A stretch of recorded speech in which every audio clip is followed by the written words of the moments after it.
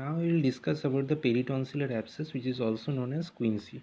Peritonsillar abscess is a infection in the peritonsillar space. So peritonsillar space, where it is located, it is just lateral to the capsule of the tonsil. I have discussed this in the tonsil chapter. So it is lateral to the capsule of the tonsil, that is between the capsule of the tonsil and the superior constrictor of the muscle. Any oropharyngeal infection can infect the crypta magna of the tonsils in the medial surface, and it is usually seen in the adult. Why it is seen in the adult? Because in the adult the tonsil atrophy, so the crypta magna came close to the capsule of the tonsil and leads to the infection. If any oropharyngeal infection can lead to peritonsillar abscess. What will be the clinical before clinical features, what is the organism infect? Group A beta hemolytic streptococcus and anaerobic bacteria like Bacteroides fragilis, this type of bacteria. Now clinical feature: odynophagia, that means painful swallowing, hot potato voice or muffled voice, trismus, that is difficulty in opening the mouth, pain in the ear, referred glossopharyngeal nerve, and fever. What is the examination?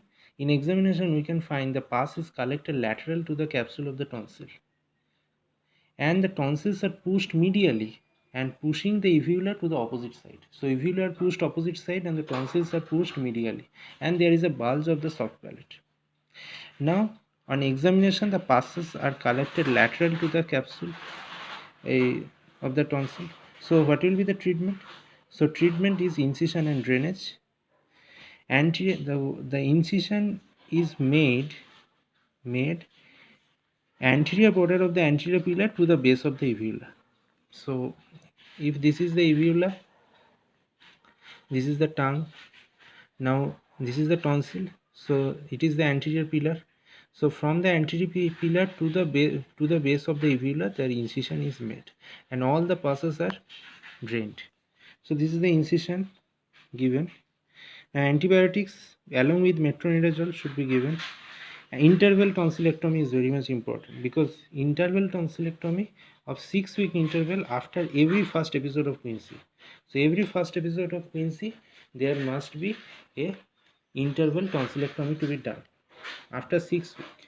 So after 6 weeks, the second episode of quinsy in adult, the interval tonsillectomy to be done.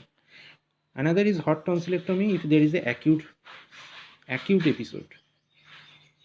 If there is a chance of hemorrhage or septicemia during acute infection, we have to do hot tonsillectomy as early as possible. Now coming to Ludwig angina. Ludwig angina is a submandibular space abscess. Submandibular space infection, that is the floor of the mouth, submandibular, so below the mandible, that is floor of the mouth, due to dental caries. So in any dental caries like premolar or molar caries leads to submandibular space infection, that is Ludwig angina. The most common organism is mixed aerobic bacteria and anaerobic bacteria like group A beta hemolytic streptococcus or group B beta hemolytic streptococcus, alpha hemolytic streptococcus. All this causes the Ludwig angina. Submandibular space is divided into two lateral space by a mylohyoid muscle.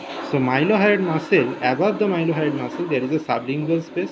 Any premolar caries causes sublingual abscess, and below the mylohyoid there is submaxillary space laterally and submental space at the center. Any molar caries causes the submaxillary space infection. So what will be the clinical feature? Patient will be difficult in eating, speaking, raising the floor of the mouth, raised floor of the mouth, you can see woody feeling in the skin of the neck below the chin and the mandible. So what is the management? Incision and drainage. Incision and drainage, the incision is made from the one of the side of the angle of mandible to the other side of the angle of mandible, and all the pus should be drained out.